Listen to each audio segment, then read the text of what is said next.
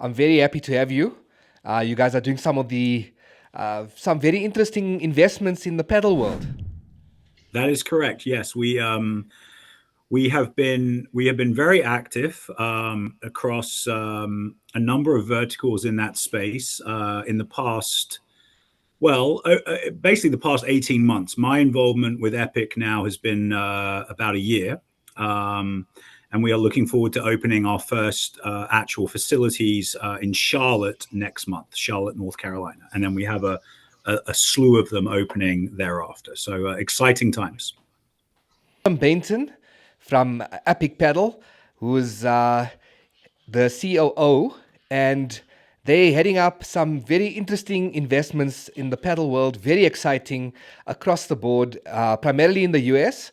But if I have seen correctly, there's some investments now in the UK and India now too. That's correct. Yes, and we will look to continue that sort of exposure. We are big believers in investing in the ecosystem, and we sort of see the growth of this that is matriculated out of Latin America, Europe, and the Middle East, and is now obviously moving aggressively to the US. What got you very interested in the business of the pedal world? It's it's a little bit of luck, to be honest with you. I originally was a failed professional tennis player that ended up here in the United States. I was fortunate enough to build a business based initially in tennis and health clubs called Blue Chip, and then we grew that into other verticals within the sort of sports and health club realm.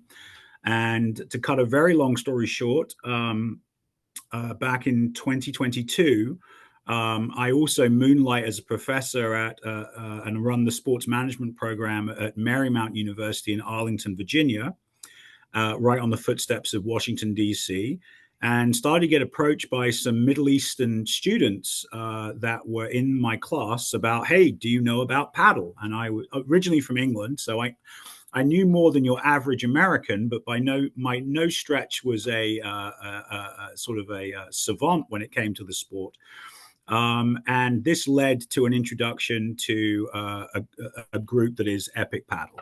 And that relationship sort of made sense because I had built myself and some of my colleagues at my company prior to Epic had sort of really built a reputation of being experts in the operational side of tennis, pickleball, and larger health club facilities.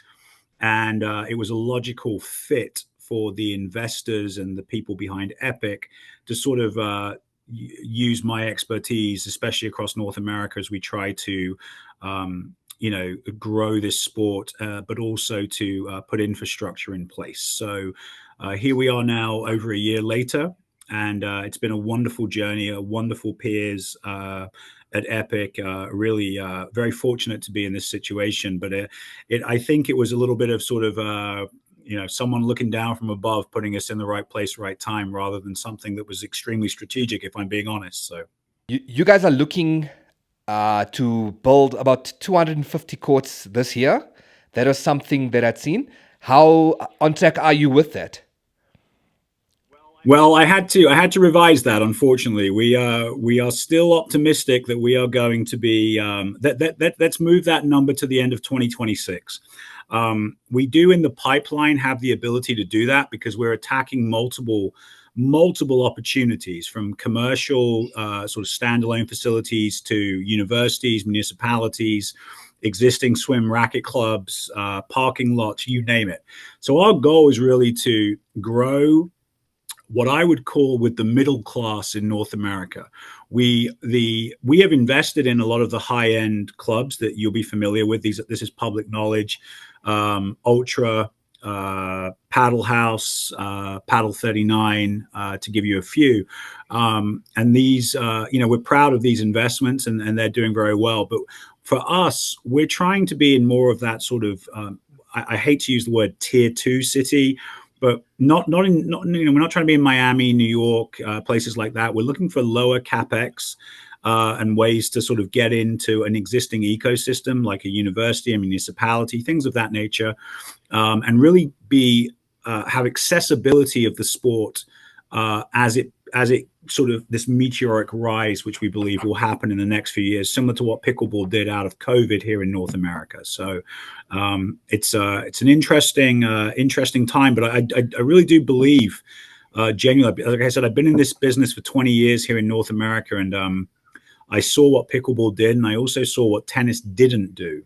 And I think that there's a really interesting trajectory that paddle is taking, and I really am very optimistic about how the outcome of this, and so is obviously everybody at Epic and our investors as well. So then, where do you see the growth going? Well, look, the reality is that the sport is still, like our chairman likes to say, it literally still in the pregnancy phase. You know, if you are somebody living in a major city, Miami, New York, LA, maybe, and you have a lot of money, and you are maybe sort of transnational enough that you're from a different country, different demographic, you know of the sport, you love it, you're excited. So, you know, and these clubs are doing well, but they're very high net worth individuals typically that are now monopolizing those courts, and that's good. It's got to start somewhere. The grassroots aspect of the sport it has not begun, because where are these people going to play? So we see an opportunity of, again, the reality is, though, it's a business. So we can't just put courts up and just allow everyone to just show up and play and get exposed to it. As much as that's a wonderful thing, and hopefully on the back end we can do that, but it's just not the reality here. We're trying to hit that, like I said, that middle class America, where they can start to get exposed. They hear about it, they want to play it. It's a little bit of a better price point. The accessibility is a little bit more available, and hopefully grow that, which we also see as the largest demographic of North America. So we're looking at it as a sort of a play where, you know, we want volume. We're not looking for exclusivity with Epic. We're looking for people to be able to come, pay, play, and stay. And but again, the actual notoriety of the sport. I mean, I'm calling you right now from Washington, D.C. I mean, it's obviously our nation's capital, and if you ask people about the sport of paddle, more people are going to say that they know about it here, maybe New York, Miami, than anywhere else in the country. But the reality is that if you were to go anywhere across North America, it is still extremely scarce with regards to people actually knowing and understanding it. So therefore, it's a belief in the beauty of the sport, the energy of the sport, the connection, the fact that I believe it's, you know, it hits that very important level between tennis and pickleball. That I wrote an article recently about how paddle is the glue that will bring all of these racket sports together. But again, it's very much in its infancy, and there's a lot of work, a significant amount of work, but also a significant amount of opportunity. So there is already in North America, there is a great amount of people that are leading the charge in this, and I think bringing the exposure. But the reality to it is, it's not going to matter how many people are asking, how can I try it, if they can't get access to actually trying it. So we're trying to be that bridge, which is a very lofty and adventurous goal. But that's really the crux behind what Epic is trying to do. So when you're looking at volume and putting out new courts into different areas, how are you bringing those individuals from having perhaps no racket experience at all, or are you looking at specific clubs like the tennis and the pickleball areas, and then putting up courts in those specific spots to try and do the conversions? Absolutely. So look, there is we're trying to be well weaponized with regards to we're being very conservative with regards to our capex and our lease costs, because we understand that the sport is not where it needs to be to really truly garner a return on investment yet.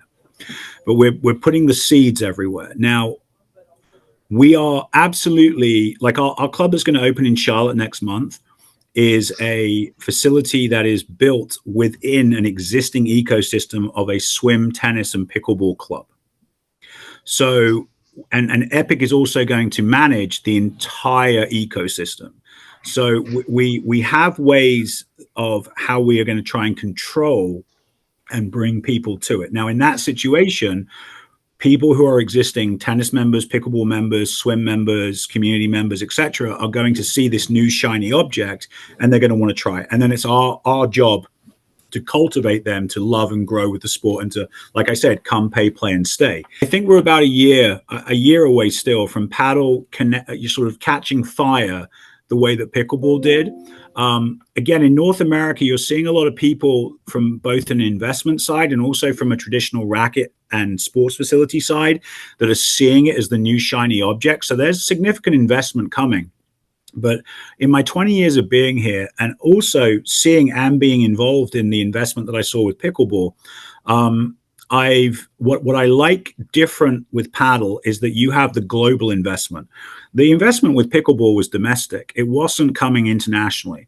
And I think that that's going to really be the benchmark to rise paddle.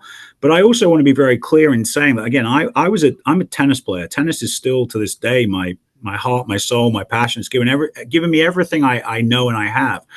But I'm a businessman, and I see the importance of pickleball and how that has brought more people in North America to the racket sports environment. And paddle, like I said, I have a published article out in Racket Sports Magazine literally this month about, and I put something on LinkedIn, which you may have seen that just caught fire, it was tennis is the legacy sport, pickleball was the disruptor, and paddle is the glue. And I think that is something that is really, if people get on board with that, they're going to understand it. Like with tennis, like with pickleball, you are going to see standalone facilities that are successful. You're going to see ones that fail, and we, that's a whole nother conversation as to why they might fail. But I think that what Epic is trying to do is, look, we are a paddle centric company, but we are versatile enough to also incorporate other ancillary drivers such as tennis, such as golf simulation, such as pickleball, in order to support our business endeavor, which is to be the largest provider of courts in North America. I mean, that's pretty amazing. I mean, so a question off the back of that, right, is if you look at Spain, they're the leaders in terms of courts in a global sense, right? Where the world is looking on the US and looking at it as potential next super hub. Where do you see the US growth in perhaps the next 5 to 10 years on that in that sort of benchmark? Absolutely. Look, the biggest obstacle with regards to growth right now is getting. I don't even know that initially, if you'd asked me 6 months ago, it was getting courts here. Obviously, it's a bit of a wrench with regards to some tariff news. But the reality is, it's getting courts permitted. And I think it's very important to understand that pickleball is easier to get the courts up and operating initially than indoor tennis or outdoor for that matter. Paddle is easier than tennis because the courts are smaller. So if you're going into existing commercial, which is the easiest way to do this because you're not building from scratch and you're not dealing with the land cost of purchasing and all of that. So if you can convert, for example, something in a shopping mall into paddle, it's a lot easier to do. And pickleball has absolutely benefited from this because the ceiling height, first and foremost. Paddle is going to be a little bit of a slower growth, but that's also a good thing because what we're seeing with commercial pickleball is that it's almost too easy to open and there's too many people operating and you'll have that saturation. Again, love the sport and love how it is in the ecosystem. And look, the reality to this is people obviously are driven by greed and money. And look, if paddle was easy as pickleball to install and to convert and to operate, everyone would be doing it. And everyone is trying to do it. But the nature of the wind loads and the courts themselves and the structure of the courts and the ceiling height is making it slower. But this is the best thing. We'll look back in years' time.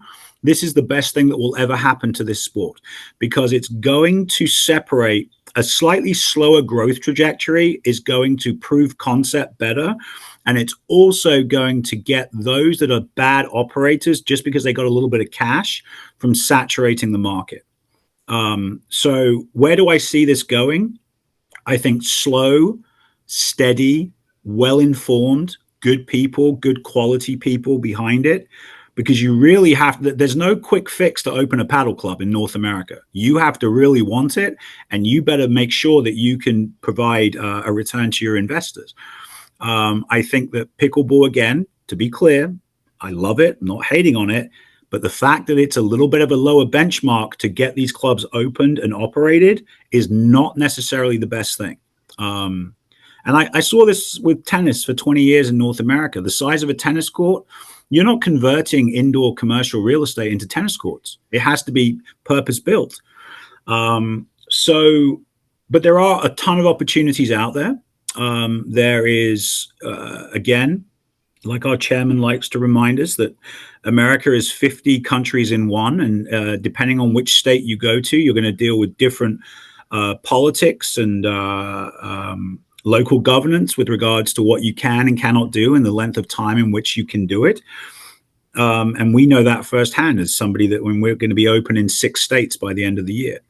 Well, 5 states and one different country, actually. So, namely Canada. So all of these things are stuff that, again, we're learning as we go, but we've got a wonderful team behind us that is well diversified, I think, in order to deal with that. I think that paddle, again, slow, deliberate growth is a good thing. If you were the Warren Buffett of paddle, he would agree with that, right? We're not trying to make a quick buck. And if you start to open quicker than the market predicates, then you're going to start struggling because people just don't know about it yet. Now, things like the Hexagon Cup, PPL, coverage, Instagram, social media, people are beginning to ask questions at the volume that we need them to. It depends on where you are in North America. But again, there is a rapid growth that is sort of, like I said, matriculating right now. And those things, I think, are going to lead us to a point of cultivation. And then it depends on who's willing to take the risk, get the investment, and to ultimately open the doors for those people to be able to come in. And once again, my favorite saying for 20 years, come, pay, play, and stay. So if they do those things, we're on to a winner. The validity of the sport is not in question. It's just it's going to be about the accessibility and the price point. So, I mean, on the courts themselves now, when you're talking on the investment side, there's there is a move in certain places to look totally at indoor courts. Because of the consistency where weather doesn't play a part, the game is on for certain, that sort of thing. So what consideration does that have you come to find in your investment decisions based on that? Yeah, look, absolutely. I mean, again, if you're in, but again, it's not a one-stop shop, right? So I think the nice thing with paddle is that the courts, even if they get wet, will dry quicker than a tennis court, than a typical sort of US Open surface plexi cushion court. I think that the nature of paddle, again, I've noticed that when you talk to people from Spain or even someplace in Latin America, the attitude is the conditions have to be X. The reality to this is if people want to play it, they're going to, we can't, let me just quickly sidebar for a second. We can't open courts in North America trying to appease the small amount of people that are really good paddle players. That is not how we make this accessible or grow the sport. And again, that's a controversial statement because people are like, well, the ceiling heights have to be this and the distance around have to be this. And the reality is that's not how we're going to build a successful market in this country. We need people to be able to try the sport. And that does not mean that every court is a tournament court, right? And that the conditions are absolutely perfect. But again, you still also want to have a good experience. And that comes from how you operate, how you program, how you greet people, everything from A to Z. So when you go into different states, and again, I in the DC area, for example, you can play outdoors for 10 and a half months of the year. Is it always perfect? Is it too hot in the summer a little bit? Is it a little bit too cold? But that again is, are we programming right? Are we promoting it right? Are we bringing people in? Are they loving it? Because it's like anything else. Like, I'm an avid golfer, right? But I'm the sort of person that will go out and play golf in the pouring rain because I love it that much, right? So if you're cultivating the right environment, and people really want to do it, then yes. But to contrast that, we're opening, for example, in Utah, both outside and inside. The outdoor location in Utah is really going to be about a 7 month of the year activation because the weather just gets, I mean, it's Utah, it's skiing country, right? So there are things that you have to work around, but what goes into that is, well, what is your capex and what is your return and what is the business model behind it? Because the reality is, yes, your profit, you're trying to have a profit center off of a limited annual calendar. Vice versa, if you're going indoors, obviously, unless you own the real estate, you're leasing it for 12 months of the year. But even indoors, you're still going to have fluctuations. And again, that's where the operational prowess of what I've been doing for the past 20 years comes into play, because you have to know your community, you have to know your market, because at the end of the day, you're going to be paying the same amount in a lease monthly, but you're going to have huge ebbs and flows naturally to your business model. But also, to add to that, that's why at Epic, we are a big proponent of the membership-driven model, because we would rather have 12-month recurring dues than spot play that fluctuates. And the reason is because if we have that, we can scale, we can invest, first and foremost, back into our membership and into our operations at a given site. But all of those things in turn are going to set us apart. And again, I'm seeing both in, I saw this for a long time in the tennis world. I've seen it in the big box gym, commercial gym space for many years, fluctuations to that. You then have to know your demographic. What is their propensity to come, pay, play, and stay, like I've said many times, and what can they afford, and where do you start, and where do you grow to? And we believe that we have that competitive advantage behind us. But again, it would be arrogant of me to say that it's perfect. There's a lot of feeling out. There's a lot of trying to catch the market growing at the right time. At Epic, look, the reality is, when I came into this a year ago, we were ready to open our first club.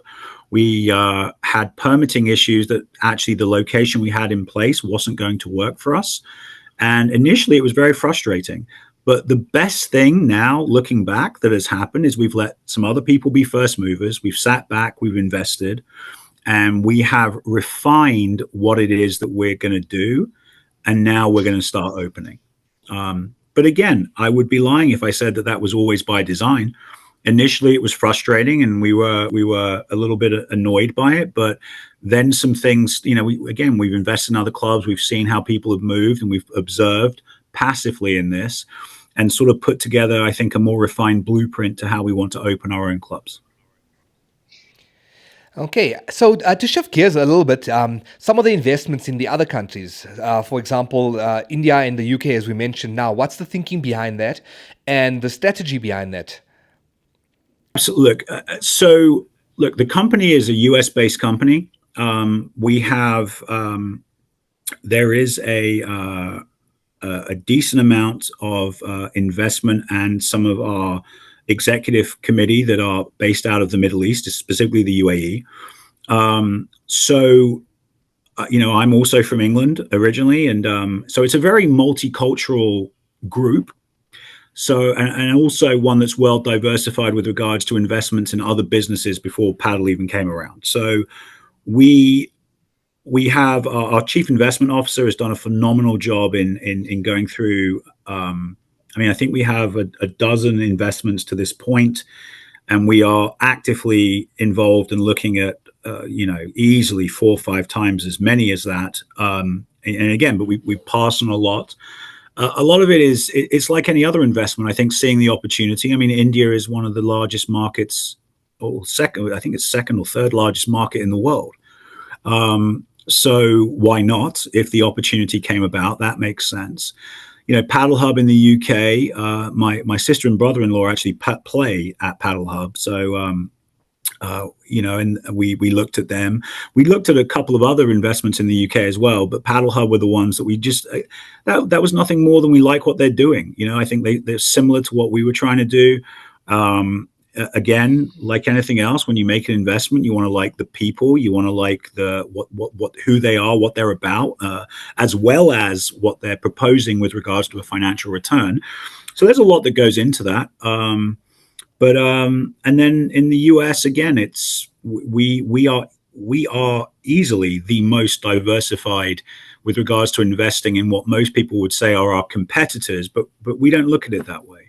We're not trying to be in those areas. And also, if we were to start to be in areas where companies that we've invested in, we would come to them because we believe that we are going to have the competitive advantage operationally. And that's where we are already discussing management, third-party management of facilities, and continuing to then work together rather than trying to work against each other. It's way too early for that to be something that is even apparent. So,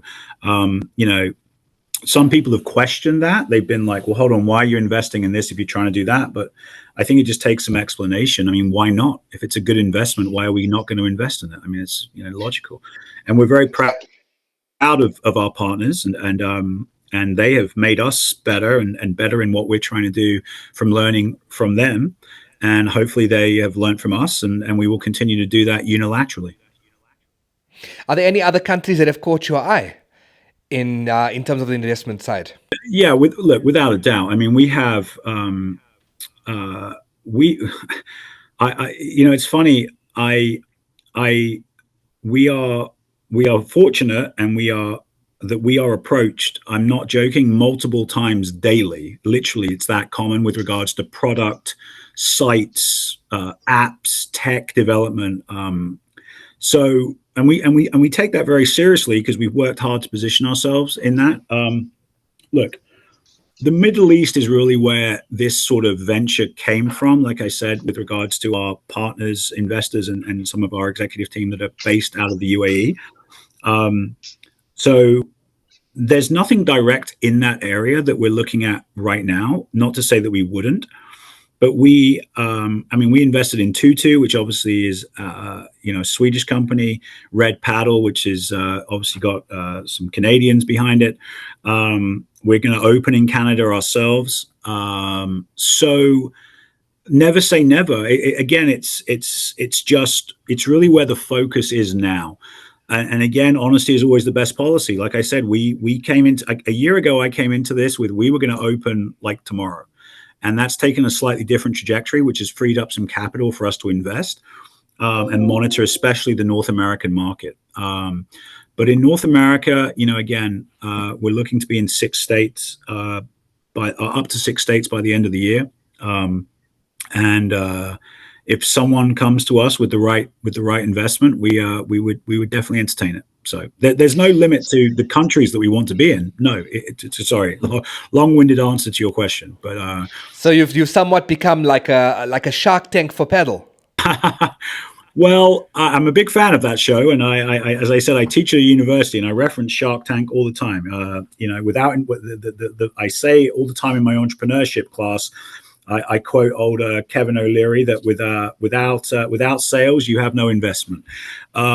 So again, look, our chief investment officer has been a part of a multitude of early stage investments in multiple different areas, right? So there's a lot of expertise going into this.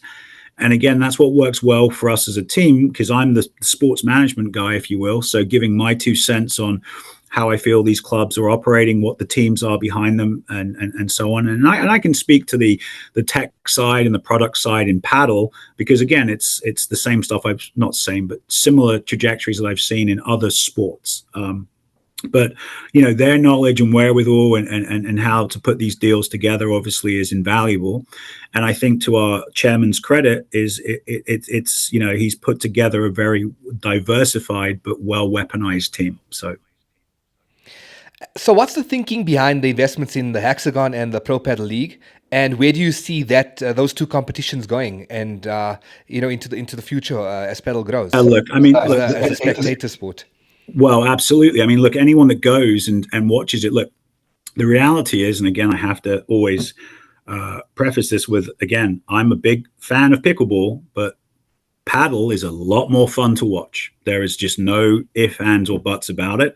Um, I think that again is going to be a competitive advantage. I think paddle has this new sexy, fun. You've got some big names behind it with regards to whether it's celebrities or athletes. And I think that's stuff that, again, if you continue to grow that base, it's gonna work. Um, you know, I have sat courtside at a pro pickleball event. I've sat courtside at pretty much every tennis event, and I've sat courtside specifically at the Pro Paddle League, most recently in New York for their end of season championship, where they rented out a place. Uh, and it was just a spectacular event. It was cool. I mean, everything beyond even what happened on the court, like the whole experience was cool. It was branded well, food, hospitality, obviously with the paddle court, the visibility, the viewership. You're right there. The sport doesn't really have a script. It's there's that exciting prowess of, like, anything can happen on a given point. There's the oohs, the wows, and again, I think that lends, and then the characters, and then I think that the doubles aspect, the participation between male and female, also being tennis did very well with this, pickleball has done very well with this. It's a huge thing with regards to marketing this sport. Most pro sports in North America are male dominant. So that's a huge asset, not just for paddle, but paddles. Those are two things that tennis did that exceptionally well. I'm very critical of tennis, but that's the one thing that tennis has always had going for it.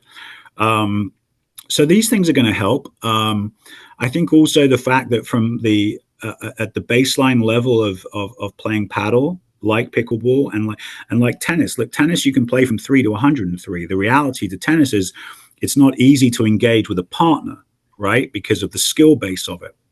Pickleball absolutely annihilated everybody with how easy, how gamified the sport is. Paddle is that interesting mix in the middle. Like I said, the glue. How do we get the tennis players down? How do we get the pickleball players up? And then how do we cultivate everybody else in to enjoy the sport as well? So if you have a sport that doesn't ostracize people because of level or accessibility, well, then it's a home run. I mean, look what soccer's done globally. I mean, that's the reason why soccer is so great, because it doesn't ostracize people. So I think that you're going to see. I think we have an opportunity to do a similar thing. Got to be careful because, like I said, it's got to be accessible. It's got to also be price conscious. But again, when people are investing rapidly in it, they're going to want a return on investment. So you've got to be very, very strategic in how you do that. And again, I think that's why we have been smart to sit back, not overinvest or go into major capex investments, and try to be more strategic where we can get courts up and get people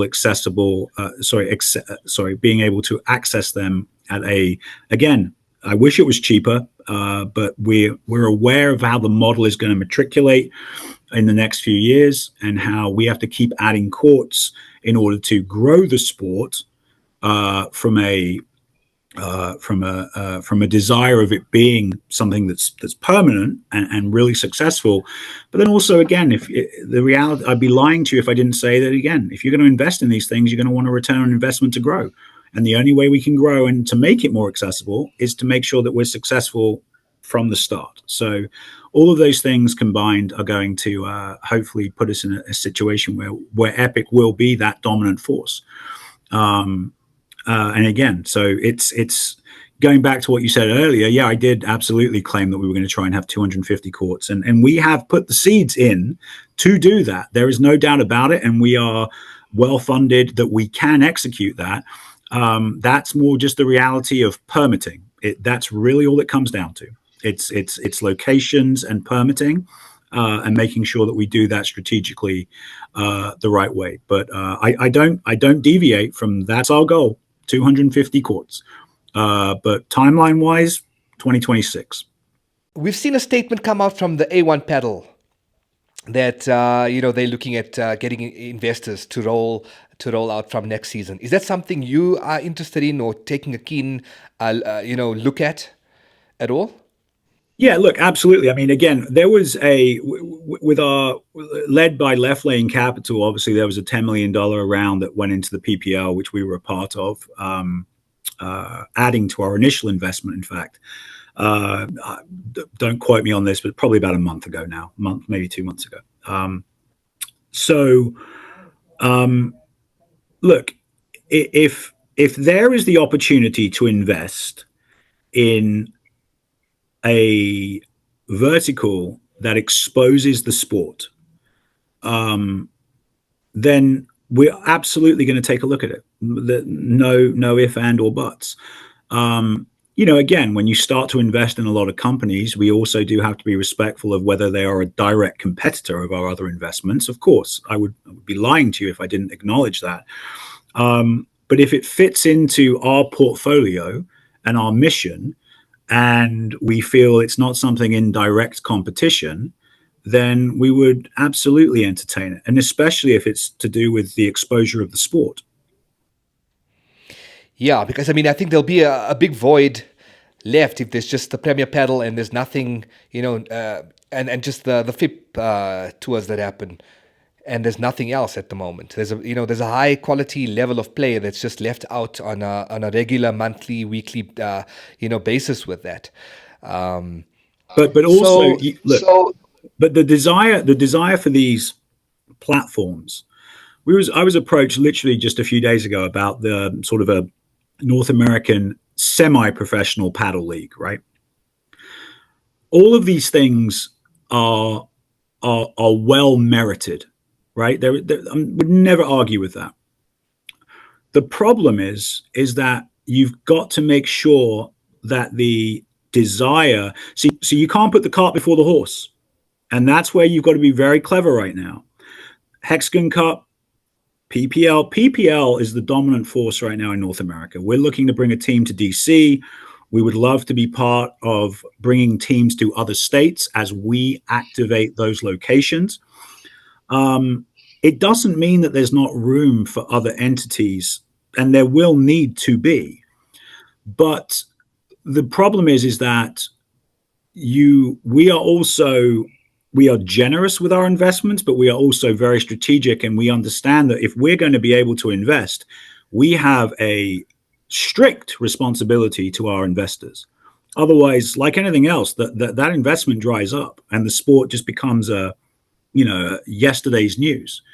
So I welcome the opportunity to always look at investments, and like I said, we have the best chief investment officer in this space. It's proven by our list of investments. And I would never want to sort of poo-poo somebody being entrepreneurial and trying to build something. I will be a fan of theirs, whether they're a competitor of us or not. Whether we, especially if they're doing a great job and growing the sport of paddle. But I also think that you got to go back to what is happening with pickleball, is that we can't have overinvestment. Yeah, that's a real thing, believe it or not, because guess what? Overinvestment will mean saturation, which will then mean lack of investment and people with a bad taste in their mouth. So I can't control how everybody else is taking on investment and what they're trying to do. I can only control or be a part of controlling what Epic is trying to do. And that is, again, it's the Warren Buffett model. We are trying to be very deliberate, very deliberate with regards to where we are investing and how that fits into not just our portfolio, but the larger growth of paddle, specifically in North America. But it's exciting. Again, I've been 20 years in, like I said, the racket space and the larger health club industry here in the United States. And I've never in my life, I've had more investment opportunities in the past 12 months than I've had in 20 years. I mean, that's an honest, and anyone else that's in a similar category to me, based on the past 20 years career in North America, is lying to you if they say something different. So that's an unbelievably exciting time for you as well, because you can pick and Phenomenally, choose, right? phenomenally exciting, and something that is, again, I don't take that lightly. Again, this is an exciting trajectory ahead of us, and the key is to make it sustainable. Talk to me about the booking, some of the technologies that you invested in. There's the booking system on the one hand. Um, there's other booking systems around the globe, but yeah, you guys have clearly started to create your own, and that's one of the. And then there's the World Pedal rankings too. Yeah. So Red Paddle. Look, we're integrating Red Paddle into our proprietary app, which is a full service CRM system. Now, again, look, there are Playtomic and Play by Point dominate the North American market, and they have done a wonderful job. No issues or complaints or anything with what they have activated here. They have been first movers, and they have put out a really polished product. It's important to understand why we built our own. My background and the people at my company prior to coming to Epic, we specialized in third-party management turnaround. Now, why that's important is when you successfully turn clubs around from being in the red to the black, you are also inheriting a software CRM system. And so therefore, our competitive advantage is that for 20 years, literally every racket and health club technology that has been out there for 20 years, we have onboarded it, we have worked with it, and we have also seen the good, the bad, and the ugly that comes from it. We have been huge proponents at Blue Chip of Court Reserve, which is the number one larger racket club CRM tool right now in North America. And we have taken what we have learned from them, and also what we like, and some of the growing pains and issues that we see from all of the other systems. And I could list them. We'd be here for the next 5 minutes, just me listing every single system that we've used. And using a team out of Dubai that have built for us our proprietary system. Now, what is going to happen, though, is that we also want this to be almost a goodwill gesture to the industry, in that we are going to let other clubs, and not even ones that we've invested in, competitors, whatever you want to call them, utilize this tool. But we do have a timeline for it. The app will go live hopefully next week with our first location in Charlotte that's opening. Like anything else, we are only going to allow others to use it when we know it is perfect. So there is a beta testing phase that we are working through. And again, I would be arrogant to sit here and tell you right now today that it is at the point where we are going to freely allow the rest of the world to use it. But we are going to get there. And I feel that we have really developed something very special. Now, with that, we also have the integration of another investment, which is Clutch AI, so our camera system. So it will integrate Red Paddle, Clutch AI specifically. We have other integrations that we're working on as well with regards to Patch and Pour My Bev that we are early stage discussions with. We also are launching a crypto coin that will be rewards driven with regards to utilization of Epic Paddle and our proprietary CRM system. So all of these things combined, again, we have decided that we don't want to not share this. We just are building it. So we are taking our time with it. We're very open about it. It's not supposed to be a secret. And but we want to make sure that it's perfect. And we have put our money where our mouth is. We absolutely could have gone and onboarded existing systems. And it is not to say that they are not good, because they are. But we are strong believers in, like I said, 20 years of dealing with every single system that's been out there, and now having an opportunity to build something from scratch. So that's exciting. Are we going to pull it off? I wouldn't bet against us. So, from a user perspective, you mentioned Clutch AI integrated into your system. So, if for instance, if a player is playing a number of games, would they have like that in-match data on their app, basically, of like unforced errors or winners? Oh, that's something special then. So we are working on. So again, Clutch AI and Red Paddle, we are investors in. So it is. So those things I can confidently tell you are being integrated into our CRM system. Yes. There are a host of other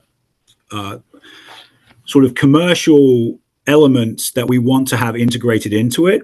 But we do not have investments in those right now. I mentioned Patch, which is a marketing company, Pour My Bev, which is, being able to go and basically with your phone buy a beer, glass of wine, for example, and it'll all be automated.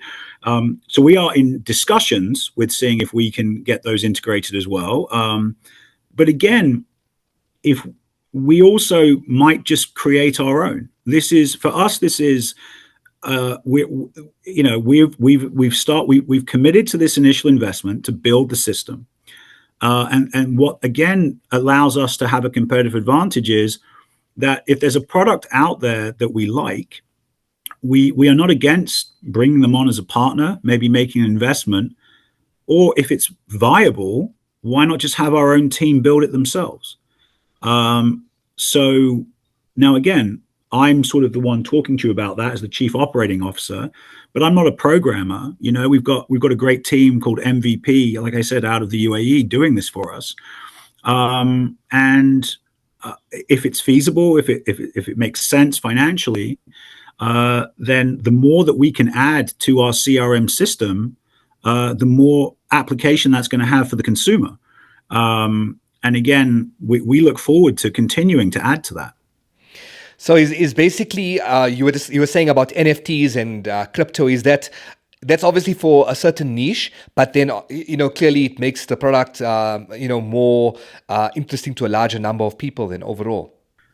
Yeah. So look, think of it. There's two ways you can look at that. On the larger scale, on the smaller scale, or the more nuanced scale, right? Although I don't know how nuanced it is now. The crypto aspect of something is, and let me sidebar for a second. I've been investing in crypto now for almost close to a decade. So I strongly believe that Bitcoin potentially will replace the US dollar, which I know is a bold statement, but I wouldn't bet against that. So look, is it kind of the cool thing to do? Look at it. Let's look at it at the baseline level.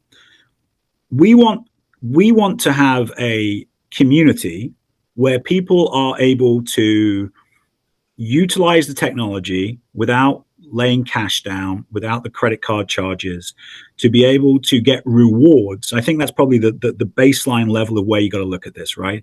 Is that how do we reward our consumers, our customer base, and also how do we attract other people into the ecosystem? Well, if you're able to, for example, go on Clutch AI and through the app, record, and then basically do our marketing for us because you are posting it, you are sharing it, you are in an Epic Club, hashtag Epic Paddle, and we have ways to reward you with Epic crypto dollars in order to continue to do this. What we then save on a marketing side gets rewarded to the consumer on the crypto side. And for us as the operator, that's just a win-win. Now, beyond that, look, the reality is that as crypto becomes more readily available, readily used, we just don't want to miss the boat. So it's something that we feel we should try and we should take seriously.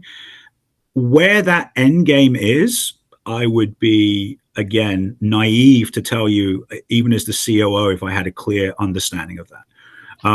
But again, why not? If we have the mechanism in which to try to do this, and and see how that baseline grows, the value potentially of an epic crypto coin.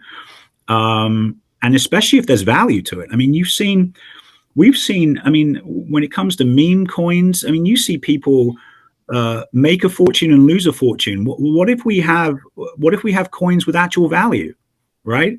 And if that's community driven, and again, I the idea of people paying for memberships and court time with their crypto coins, reward based, 100%. So I think of it in, look, rewards in commercial health clubs, this is not new. You go into a 7-Eleven in the United States, you buy your coffee and your donut in the morning, you put your cell phone number into the system, and you earn rewards. This isn't a new thing. It's really just the hybrid of rewards plus the crypto coin and how we can grow the value of that specific coin across an ecosystem. And look, let's see where it goes. Look, if Epic does what it says it's going to do, then the natural matriculation of the ecosystem and those people in it, and those people therefore getting rewarded by it, using it, purchasing it. I mean, again, we would be foolish to not entertain this as a potential a growth strategy. Yeah, I think loyalty programs are quite essential. But look, they're very tricky. I mean, the amount of people I've seen this from 20 years in the business, the amount of loyalty systems that aren't worth anything because they're just half-assed, or you've got to do too much to get something in return, or people aren't consistently able to do it. It's like when you go in to get a coffee, right? And it's like they have a punch card, and on your 10th one, it's free. Well, how many times do you forget to punch the card, or do you not have it with you, right? So the easier that we can make this for the consumer, which is absolutely probably the number one challenge, and then getting them excited to use it. And we see an avenue specifically through the Red Paddle and Clutch AI side, where that if people are actually passionate and utilizing it and sharing it and therefore earning, I see benefit to that. I think it's, to be honest with you, I'm surprised that the likes of Instagram and TikTok haven't sort of onboarded this as well, because it seems to me like a natural way to convert the influencer at all levels, even someone that's just posting, to a Facebook audience or an Instagram audience of just their friends and family, or someone that's posting it to millions of followers. That differentiates the level of your reward, but ultimately you're getting rewarded, so more people are going to do it. But then again, what is the value of the reward? So again, look, is this the main focus of what we're doing? It could become it. But we also, again, we are I think we're a creative company that is not shy to try new things. And we also, again, I think what's interesting is that we have 20 plus years of experience operating facilities and getting customers to, once again, come, pay, play, and stay. And I think that if you have that in addition to a vision that is almost futuristic, how well can those things gel together, where you have something that is sort of a proven system of operating, and then adding new tools to see sort of the potential direction that this can go in. So, it's, again, I'd love to, maybe in a year's time we'll sit back down and I might have a different response, but we're not trying to ostracize potential opportunities for the company. Like I said, we'll listen, we'll entertain anything. But then we're shrewd with regards to our strategy of how we then, look to potentially invest or onboard. Okay. So. I want your final thoughts on something that that's not currently being done. Innovations that perhaps are not yet being looked at, or are looked at, and it hasn't yet revolutionized the sport in something. For example, you're saying the camera systems. We're starting to see that happening more in clubs. But is there something that's missing at this point in time that people should be focused on? So that's a two-tiered question, because one thing I'll tell you about the opening of clubs in America is extremely different than opening a club in one state compared to another in America is different, right? Just the size, the demographics, the weather. So I think that the most important thing on a very honest omission to anyone opening a facility is you have got to be very aware of where the sport is, what your run rate is to keep your doors open, knowing that the sport is not where it needs to be, instead of just trying to be a first mover. And I think that that's going to help with steadier growth because more clubs will be successful, therefore leading to scalability. What's happening right now is in North America, you're getting a lot of influence from Spain, the Middle East, Latin America, Europe as a whole, with people coming to the US and telling everyone this is how you run a club. Because it worked for them in their specific demographic. Again, our competitive advantages is that no two clubs are the same. You have to intimately know your demographic, their propensity to want to come and utilize the facility, where Padel is from an exposure standpoint, what price people can bear. Everything from even the traffic patterns in how they can get to your facility during rush hour with families with kids, etc. We study all of this. We have the data behind all of that when regards to making a decision to open a facility. With regards to what I believe is the best way for Padel to grow is for existing sports facilities to incorporate Padel into the larger demographic of their membership. It's that simple. I think that standalone Padel clubs in certain areas will work right now. I think others are going to open too soon, and it depends on then what their cash flow is. If they can support it and wait it out, then they're fine. If they can't, you'll see places being repositioned and closing, and that won't be good. That won't be good for investment. We're a very connected world. People will see that. So I do have concerns about that. I'm not going to tell you on here, obviously, but there are a handful of Padel clubs that have opened that I know are already struggling, and there are ones slated to open that I would never in a million years open them with the capex that they had to put into it. Doesn't mean I'm right, just 20 years of experience in this space. It's about continued exposure. So the PPL is key to this, right? As the PPL can bring a product to more and more states, as it can have better visibility on social media, on streaming, on even cable television, as you can get more big celebrity names, people talking about it, that's only going to help. But the most important part is getting Padel into the schools and into the universities. And that is actually easier than most people think, because a lot of schools, a lot of universities want a competitive advantage, and a lot of them have space. And if you have, we're proud to say that we're partnering with a number of universities. We're looking into some schools as well. Now, again, we have to have these as semi-private operations. Otherwise, what's the point of our investment? But we believe that again is exposure, right? So if you have,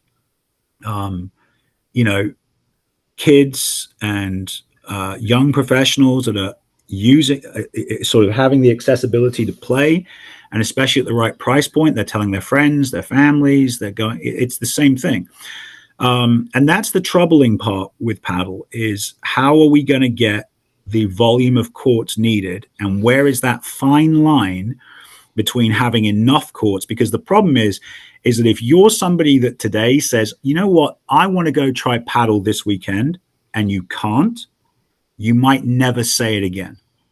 And that's where you've got to have the right amount of gasoline and also the right amount of luck and the right amount of strategy in order to execute that. And that is something that, look, we don't have the answers to that. We're aware of it and we're actively trying to figure it out, because that, again, depends on where you are. But we live in a world where, you know, there's never been more accessibility to things to spend our ancillary dollars on and our time than ever in history. So there's multiple areas where paddle has to continue to rise, and it has to be accessible visually. It has to be accessible physically, and there has to be constant chatter regarding it. And at the moment, again, in its infancy, but you're seeing it beginning to ignite, and let's keep this train rolling, because I think it could be very exciting. Fantastic. Tom, thank you so much. I really enjoyed having you, and I think you've said so many enlightening things. Things that bringing the business world of paddle basically to the audience. I appreciate it. Well, I appreciate that, and thank you for doing this. And like I said, I'm very fortunate that this is. I mean, again, I do. This isn't meant to be from a point of arrogance. Look, I don't have to be involved in this paddle, right?